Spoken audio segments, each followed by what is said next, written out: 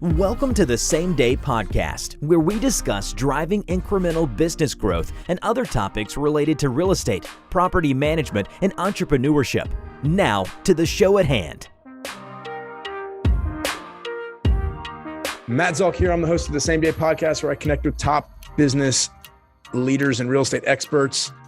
Past guests on our show include Lee Easton of AeroVision, Kurt Volk, who's an investor client of Keyrenters, Mike Bosch of Atento Capital, and Chip Gabarino, who's a local restaurateur and real estate entrepreneur.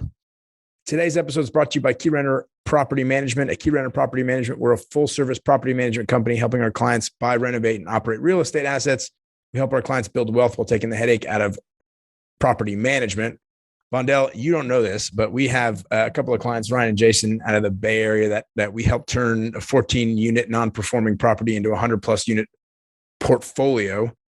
We've helped them renovate and acquire stuff. We're actually currently renovating a bunch of their properties right now. So super exciting work that we're doing here in Tulsa. But that's why it doesn't matter what rental you have, single family homes, condos, townhomes, apartments, we have the right management solutions for you. Go to keyrenterpmc.com or email us at info@keyrenterpmc.com. Again, huge shout out to Mike Bosch, who is the person that introduced Vondell and I. Atento Capital is where he is, and he's doing great work. Check out attentocapital.com. Vondell Burns, to turn our attention to our guest today, is the founder and CEO of Thankless Production, LLC, the business behind the arts. Vondell's a natural-born entrepreneur, with her mom having set the example of entrepreneurship for her early on. Thankless Production is focusing on a bunch of cool stuff. One is the pros on process, and episode 2 is coming out in a little bit. Vondell's been working on pulling back the curtain on the creative process and answering the unanswered questions, like how do you secure venues, or how do you put together a showcase when you don't have a budget? And that is really, you have creative people that are doing amazing things. They've got the vision for what's happening, but they can't always put it together in terms of execution. And so Vondell's helping them kind of bridge that gap. So that is obviously the necessary piece when you want to do something that's monetizable. And then she's working on a virtual accelerator currently being done live, but in the future on demand. And that launches in Q4 of this year, 2022. It's essentially an accelerator program for creative entrepreneurs who may be allowing imposter syndrome and the illusion of time to keep them from launching their creative projects. So excited to have you on, Vondell. I'm really, I think the service that you're providing is an amazing service for people that are creative, but just can't kind of put the business side together necessarily. And I may be oversimplifying it, but I know people like that in my life in a huge way. They've got brilliant ideas, but ideas are only part of the whole thing, right? Making a successful business, and you coming in and doing or helping people, coaching people on doing the business side of things is so important. But I want to start off first. Tell us a little bit about your entrepreneurial journey, where you got the entrepreneurial bug from. Yes. Well, first off, thank you so much for such an incredible intro. I'm really excited to be here and chatting with you today. So as Matt said, the journey towards entrepreneurship started quite young. I can remember my early days in elementary school looking at the example of my mom, who was an entrepreneur. We had a childcare in our home, and she also had a store selling products. And she kind of instilled in me this notion of you need to work for what you want, establish this acumen for getting money through the sale of products. And I had to be creative around what those products were with little budget early. So what did I do? I looked around, saw that I had gel pens, saw that I had glue, and got creative and was selling things like tattoos or rulers created out of things that I had in my possession currently. And I took that mindset and I kind of do that still to this day, encouraging entrepreneurs to first look to the resources that they have and start without having everything figured out, without the notion of having to scale, but looking at what they have present day and starting. That's the premise of Let's Launch. That's the premise of Pros on Process, really uncovering how to use the resources at your disposal to get off the ground. And so that bug was placed in me very early. I did grow up in the Midwest and ultimately started my career at Howard University, where I went to the School of Business, studied marketing, and the School of Business was known for kind of pipelining people to Wall Street. That's where I got my skills developed. But I think intrinsically, I was still motivated by creativity and creative entrepreneurship. I had a lot of friends in fine arts and communications, and they had the projects that kept me busy outside of the classroom. So things like music videos and short films, having all the vision behind what they wanted it to look like and feel like, but needing somebody to help them put all the pieces together. And so that's where I would say I got my start really producing and being the engine behind creative projects. That was really rooted in my experience at Howard. And then I transitioned to full-time employment on Wall Street. I was working at an investment bank. Most of my career there was on the strategy and brand team. So a lot of the work that I was doing while in a bank was still very creative. I was a producer there, developing the briefs and doing all of that, really finding my stride within that industry. But on the side, I had a nonprofit called Torch, and that was focused on arts and entrepreneurship. So I always had that pool that was bringing me back towards creatives. And I think it was 2019 when I made the decision that 2020 was going to be the year that I left my full-time job, cushy job in New York, and pursued creative entrepreneurship full-time while traveling the world. This was like the map that I'd laid out for myself. And I had the support of the firm that I was working at. I couldn't have predicted a global pandemic at that time would drastically alter my ability to travel and kind of pursue it. But I can't believe you didn't see that coming. Didn't see it that coming at all. But what I'll say is, I was a part of the camp of people who was really able to use that time period to the best of my ability and to my advantage, right? Like at the end of the day, I was launching a business. That was Thankless Production that I was going full steam with, in an effort to, one, work with my ideal client, which was creative entrepreneurs on an individual basis. And then two, I really wanted to get back into production and the creative side of things full time. And what happened during 2020 was the world went digital, the world went virtual. And so there was a huge market for my skill set at that time, creating virtual events, pre-recorded content, helping creative entrepreneurs who now had the time to focus in on their hobbies and turn them into hustles. So it was a blessing in disguise. I hate saying that about this tragic event, but it really did create an avenue for entrepreneurs like myself to really partner with other creative entrepreneurs that were taking onus of this time period in our country's history, for sure. So there are people in my life, they'll remain anonymous for now. I don't want them to know that we're talking about them right now. They're idea people. They have a million ideas. Many of the ideas are honestly, they tell them to you and you go, wow, that's actually a great idea. But they lack the ability to move forward and kind of just come from the 40,000 foot level to the first step. Yeah. And our motto in Keyrenter, because we're in property management, we do process. It's all process and systems. It's 1,000 little tiny steps. And we always say step by step, because we need to improve things step by step. We need to get things done step by step. There's a logical order to everything. But what do you tell creatives? How do you get them from the 40,000 foot view down to the first step of just executing that idea, which may eventually turn into failure, and they need to know that sooner rather than later, or maybe the next, $1 billion idea? What's the very first thing you do? Of course. Well, I think the first thing that I'm really good about doing is not demonizing the fact that you are a visionary. I think totally that in and of itself is a skill that some process and operations oriented people just don't have. The ability to think big and dream big is a gift. So I first meet you where you're at, in that, I'm looking for creatives and visionaries that may not be able to wrap their head around process and operations, because that's my superpower, right? And so I first kind of meet that visionary with the sense of, it's okay, like that you can't physically do all things, right? I then have to be realistic and meet them where they're at when it comes to what they're able to do resource-wise, right? And that typically ends up sectioning out the clients that I work with quite quickly. Are you the type of entrepreneur that has the capacity to do it yourself and or the ability to do it yourself? Are you the type of entrepreneur that has the resources and, for lack of better words, the money to outsource it, delegate? Depending on where you're at, I kind of pivot to what my advice would be on how we would work together. But it's all rooted in first understanding that you will get the view of kind of what needs to be done, and then the assessment on if that's you that can do it or we're paying other people to do it is kind of phase two.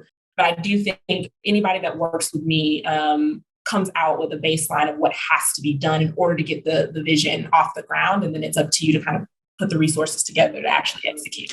And do you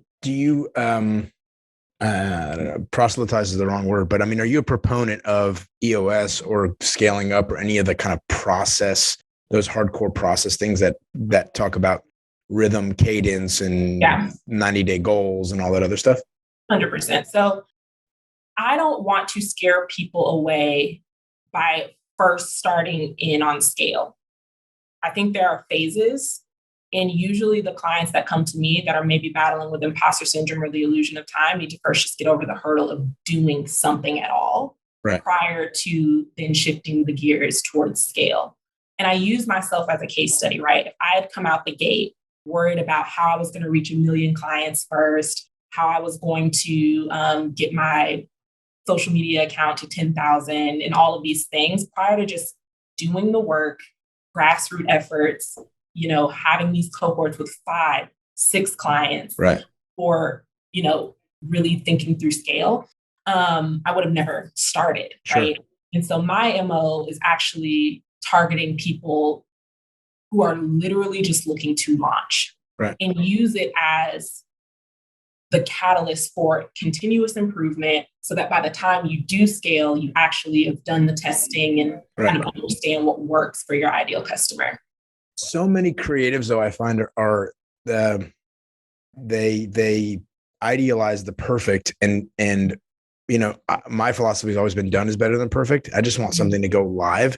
How do you bring those people back? I mean, I just think about the creatives in my life, very, very smart, but kind of fly up here. I say the 40,000 foot level, and they want this idealized version of the future based on their product or whatever it is. Like, how do you bring them back to the idea that at some level you just have to launch, and it's not going to be perfect.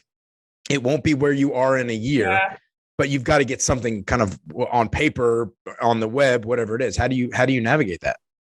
Definitely. I think it's about demystifying the process, right? And making sure that there are examples of people who now visibly have reached that 50,000 foot, like, we got the goal, but showing them that they started 10 years ago in front of an audience of 10, and so I do think there is this phase when I work with people who have that 50,000 foot view of like, let's unlearn some things. Let's walk through what it actually looks like to achieve success at scale and where people who have achieved that success started from. And that can be as simple. I usually start with an intake on all my clients. I'm like, who do you look up to in the industry that's doing what you like to do? And kind of getting that key information around their motivations and what they're aspiring to be, and walking them through like the journey of some of those people to really make sure that they're clear that they started from somewhere. I do like to tell people that, at the end of the day, I don't work with everyone. And there's a reason why. Like, I do have to index on people that have this ability to unlearn and to accept that there is a starting point. And if after a few conversations, we kind of mutually agree that that isn't within the realm of what you want to explore, it's a mutual agreement. And maybe I'm not the best coach for you. But that's something that I take very seriously before signing on the line. Like, we have an opportunity to learn each other and like explore if it's a good fit for you with no pressure and no strings attached, just to make sure we're both getting the best out of the experience together. Can you talk about a current client or a former client that you've taken from kind of the visionary into an actual product or a monetizable idea? Yeah, sure. So I think one of the most visible ones that I love to bring up is the founder and CEO of Soul Vitamins. Her name is Sonali Karunaratne, and she is such a visionary. The idea of coming out with, so Soul Vitamins is all about kind of highlighting creative entrepreneurs and the things that light up their soul, for lack of better words. What's your soul vitamin is the tagline. I love that. I love that. Yeah. What's your soul vitamin? I love get that. Your daily dose, get your weekly what fuels dose. You?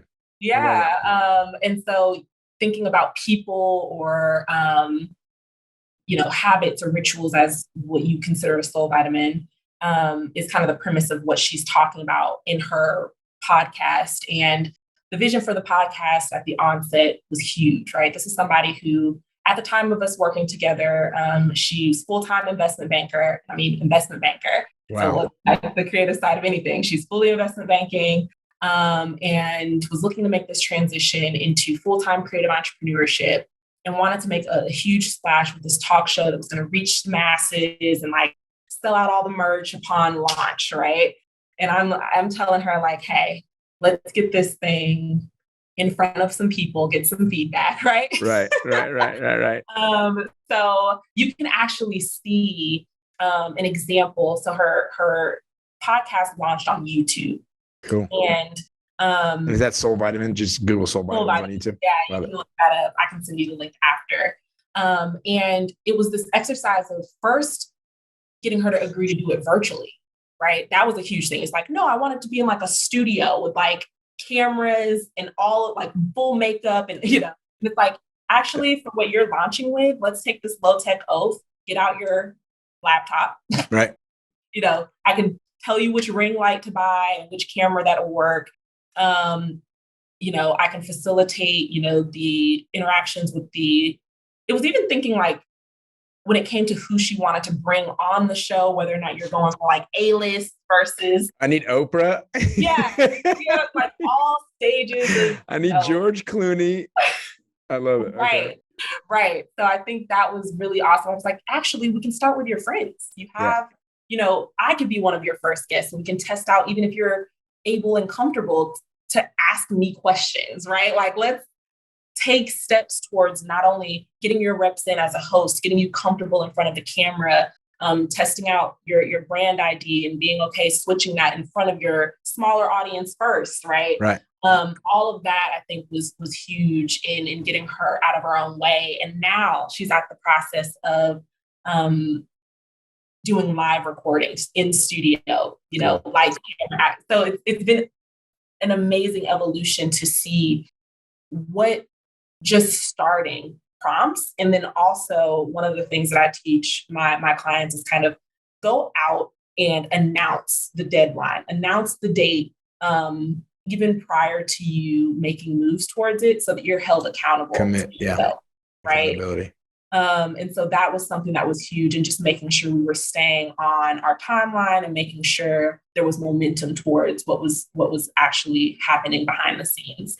I mean, so much. It reminds me of like looking at your room when you're a kid and it's just full of toys and your clothes are everywhere. And if you can just say, look, I know this is a 2-hour fiasco here that I've got to clean this thing up, but I'm going to devote 5 minutes a day for the next couple of days. 5 minutes turns into half an hour, 40 minutes. You see the progress, you feel it, and it creates in you a compulsion to keep going. Starting with an MVP and then scaling from there. Exactly. That's beautiful. So what is she right now with Soul Vitamins? Where does she stand in the process of reaching her ultimate dream of being in studio with makeup and all the lights? Yeah. So she just wrapped her first series that we did virtually. So after doing my course, she then brought me on to produce her virtual series. And the last episode of that kind of went out, I think 2 weeks ago or so. So we're still fully in the marketing phase of just getting eyes on that. But simultaneously, she's recorded the live version. So where she's in studio and having more of a conversation with self about her background, because the reality is no one knows who she is yet. And I do think that this aspect of introducing herself to the world is important, even though the initial premise of Soul Vitamins was more so her profiling other people. It's like, who are you and why do we care that you're doing this? Right. So this next series that she's doing is more so tapping into her motivations as an investment banker turned full-time creative entrepreneur.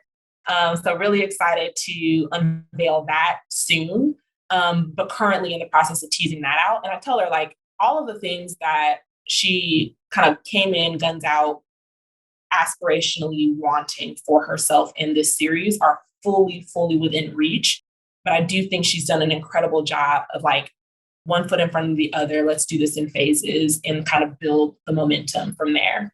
And what if somebody's MVP is something that requires a ton of resource? I mean, what if you need to actually develop a website and have backend infrastructure and have an operations team and a whole thing? Like, how do you think about MVPs when even the MVP is just a larger beast? Right. So I do think the category of MVP, it does play a pretty significant role. And in the creative space, it's one, realizing that a lot of creatives aren't even wired to think of their product or service as an MVP.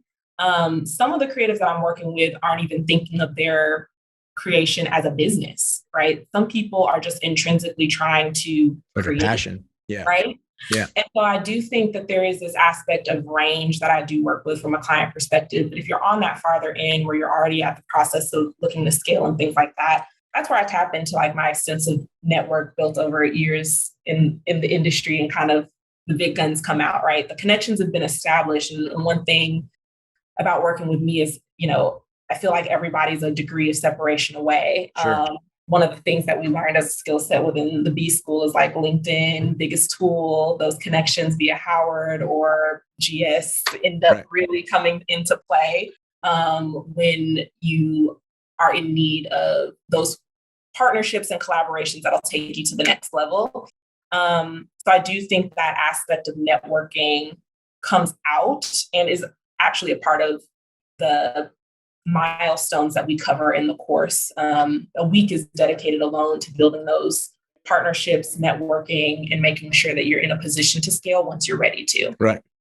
So much of entrepreneurship is just getting the next thing done, because at the next step, you're going to find challenge, and being able to get through that challenge. I mean, it's in my mind called grit. I mean, it's just being able to persevere, find a way when you hit that dead end in the maze, backtrack a little bit, go right, go left, and make a new forge a new path ahead. And that's just that ability to kind of, I don't know, get back on the horse that threw you, or whatever it is. Just is that grit that you need to be an entrepreneur.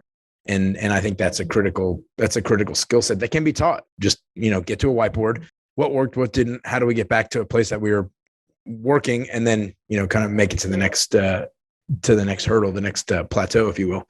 Tell me, what are you reading? What are you ingesting content wise, podcasts, audiobooks, whatever that is both related to your primary, occupation now, Thankless Production, and also just personal stuff that you enjoy on the side? Yeah, sure. So I always have a couple of books on repeat. This index is off of the main audience of people that end up coming my way are people who battle with imposter syndrome and the illusion of time. And I say those two things because those are ongoing. I guess they never really go away. Never. Next level of entrepreneurship brings back this newer, more aggressive imposter in your life as you climb each level. So I tell people, like, I'm always working with people that are like one level, for lack of better words, behind the current state that I'm in presently. And as I grow, a new imposter emerges, and I have to like remind myself, right? Some books that I recommend for reminding yourself to keep going: The Art of War, or The War of Art, excuse me. Okay. I really, really recommend The War of Art for people who struggle with imposter syndrome and the illusion of time, understanding that resistance is like the biggest barrier, and the resistance that we experience towards making moves. So The War of Art is the Stephen Pressfield. And it talks about this, invisible force called resistance that kind of gets in the way of us making moves on our goals, our creative passions. And I do think just a gentle reminder that resistance is ownable and defeatable is a great read to keep on the shelf. It's super short. For the illusion of time aspect, I like to revisit Atomic Habits. I modeled one of the tools that I give to the creative entrepreneurs that I work with called the Higher Self Habits Tracker after the instruction that we get through the book Atomic Habits to really look at the goal that you have for yourself a few years out or months out or whatever in the future, and back into what that means you need to do in your present day to reach that goal. And understanding that each day is a mosaic for your life, and every habit that you're setting, no matter how small, kind of comes together to form this broader picture that is your life. I think that's a constant reminder for me that you don't have to wake up and have completely transformed every aspect of who you are. Right. The first day. It's like changing those little things really matter. So I think those are the two that are going to constantly surface for me. And then another one that I don't think is talked about as much, but should be, is a book called Outwitting the Devil. Haven't heard of that one. So Outwitting the Devil, in a similar vein, so this is by our favorite Napoleon Hill. Mm-hmm. It's in the same vein of like defeating that internal thing that is in some way getting in the way of you making moves. Sure. And the premise of this one is like he makes the claim that he had a conversation with the devil around just like everything that could potentially be keeping him from living his best potential or like living his fullest life. And you kind of see how the devil in this work is actively working against you and your ability to create whatever you're meant to create. And so he kind of lays out all of these things that you should be on the lookout for. And once you have identified, some of these tricks or tools as tricks and tools, you can effectively be on the offense and circumvent them. So I think it's just like a nice reminder on how to navigate some of those moments of self-doubt or imposter syndrome or things like that. Beautiful. The Atomic Habits by James Clear reminds me of another book that I love called The Power of Habit by Charles Duhigg. And it's about, the pathway to developing those habits. And, your habit is just something that you do because your brain can take a load off energy wise by just going the same route every day to work or whatever. And if you actively change that, 21 days of doing something will kind of instill that new habit. You can change that in anything in life. If you don't like mornings, you can go to bed early and put your shoes and your clothes by the bed early in the morning. So when you wake up, it's a little bit less, there's less resistance to getting up early and you can change habits. I love that. I think in general, habits can be changed. You don't have to do everything at the same time. And there are little tips and tricks. I love the Napoleon Hill book, Outwitting the Devil, that you can know of so you can avoid them and make more progress. I love it. We've got Vondell Burns here with us today of Thankless Production. I want to shout out a couple of additional things. She's launching her virtual accelerator for creative entrepreneurs who, again, to what we were just talking about, don't want to let imposter syndrome and the illusion of time keep them anymore from launching their creative projects, their dreams. Thanklessproduction.com/community-resources. And again, thanklessproduction.com is the main website. You can find everything else there. And then also the Pros of Process episode 2 is dropping on July 12th. And that is talking about how you can actually take steps to do things that you might not have been able to do so far, right? Answering unanswered questions like, how do you take the first step? How do you secure a venue? How do you showcase something when you don't have the budget to do it? But everything else, Vondell, where can people find you if they want to learn more about the stuff that you're working on? Yeah, so thanks for shouting out the website, www.thanklessproduction.com. I also encourage people to follow us on Instagram and YouTube. So I'll be promoting where a lot of content will be published through Instagram. That's Thankless Pro. And then the YouTube is also Thankless Pro. And that's where the Pros on Process series will be featured. Otherwise, I'm on LinkedIn. I'm on all social media platforms if you want to connect more personally. But I think those are the main ones to keep in touch around the business. Vondell, you're a hero, a local entrepreneur in Tulsa, Oklahoma. We appreciate you being on. Thank you so much. Bye, Matt. Bye. Thanks for listening to the Same Day Podcast. Tune in to a new show each week and be sure to subscribe to get future episodes.